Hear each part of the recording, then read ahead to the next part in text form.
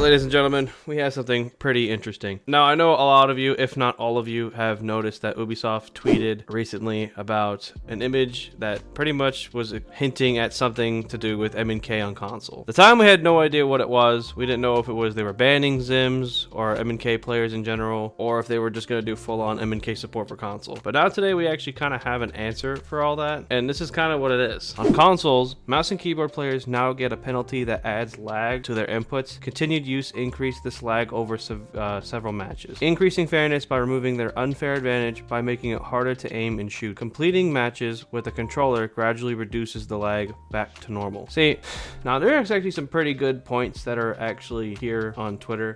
For example, if they can detect it, just ban anyone that uses it, question mark. And then this, I mean, I was thinking the same thing. So how do, if they know that someone's using some type of cheat or third-party device, that should just be bannable regardless, or something has to be done. Like, I get the idea that I feel like this is like just like a soft ban, because I know a lot of their base is based off of mouse and keyboard players. Console has a very large mouse and keyboard or Zim player base, and I feel like they're doing this just for the fact that, you know what, they are doing something to the sense where it will help controller players, but they're also not trying to ban people, so they have their player base still up. That's how I view it, at least. I don't really know how else you can view it. Like, it just kind of seems very stupid, to be honest. I don't. It doesn't make any sense. If you could detect the device, why not just ban them? While we're on this whole topic of third-party devices, I might as well bring this up.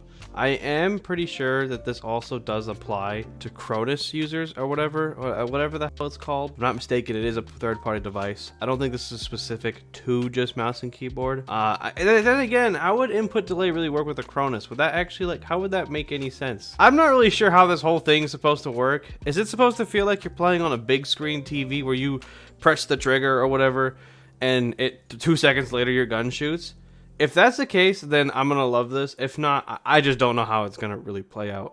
It's gonna be overall weird. And also, I don't understand how after 8 years they can all of a sudden actually detect the device. I don't actually understand what they did. Anti-cheat proceeds to give M&K more lags. Seems like a fair anti-cheat, to be fair. See, it just doesn't make any sense. I don't understand how they're supposed to detect it. Maybe they actually did find something, but I don't actually understand how it's supposed to play out. I feel like if they can and they have found a way again to detect mouse and keyboard players, just ban the players. All right, you know how much console would thrive if they banned M&K players? I've been saying this for years. I kind of just stopped saying it. Everyone knows my older videos I used to do exposing M&K videos or all this. This is actually the reason why I blew up on YouTube or actually have the base that I have now. However, I do think that this is like a fairly like decent thing to do, because Siege is like one of those games where like a split second of like a mistake can get you killed or throw a game. So input delay or lag actually would help, but again, I don't see the point of it.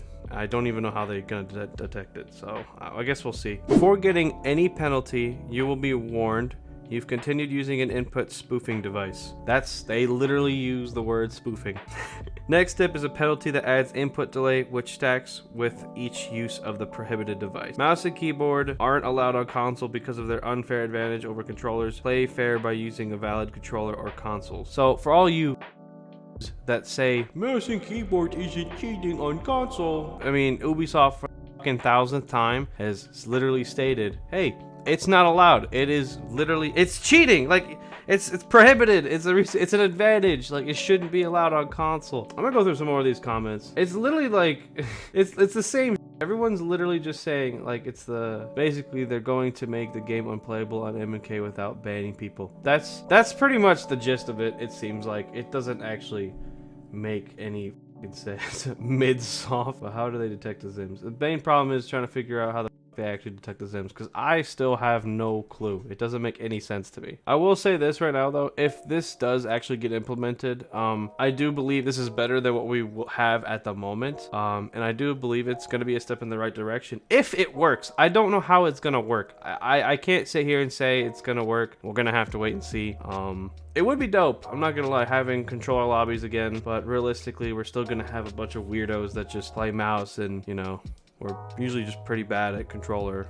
And I don't know. I'm gonna say it. They're not banning players because they don't want to lose a lot of their player base. This is statistics. I believe that they're just following their stats so they can keep them up, because console is really popular, especially amongst the Zim population. It's just And by banning people, they're going to be losing a lot of people. But in the long run, if they ban a bunch of Zims, a lot more controller players are going to come back, and the game is going to be flourishing. But they don't understand that. I don't know why they haven't invested into actually finding out how to stop this shit. Pretty short video today. Again, I just wanted to, you know, touch base on this. By the time this video is uploaded, I'm already at Invite. I will be at Invite, so I will not be streaming for about a week. So that's pretty dope. If you are at Invite, just like Charlotte, if you do want to come up to me, I'm with it. Just don't be like the guy who made me sign his forehead. That was weird. That was really weird, but it was fun. It was weird but fun, but I don't mind it. Jay's gonna be taking over the week like usual. I don't know why this is new news, but I do have a bunch of backup vids. And if you guys are interested in watching full VODs, here's a link to my Twitch channel. I have a bunch of VODs you can watch, my previous streams, all pretty dope. I'm not gonna lie, we've been doing a lot of fun stuff. Yesterday we did a wheel spin video, so I enjoyed that a lot. So yeah, go for it. Also be sure to go follow me on Twitter, because I'm going to be doing a giveaway for the invite codes. So if you're interested, for free invite codes, you never know, everyone knows my giveaways are pretty valid. You win pretty fucking great gifts and stuff, so that's dope. Last topic, while we're doing NFX rants on some bullshit, has anyone else noticed how easy it is to rank up this season? Like I've hit champ way too easily, man. Like I don't like it. It's not good. The new rank system is pretty trash. It's also filled with a bunch of Zims who will probably get nerfed next season, just saying. But moral of the story, M&K might be getting nerfed, might not be. I'm not really sure, to be honest. Yeah, I hope it is. I don't actually know.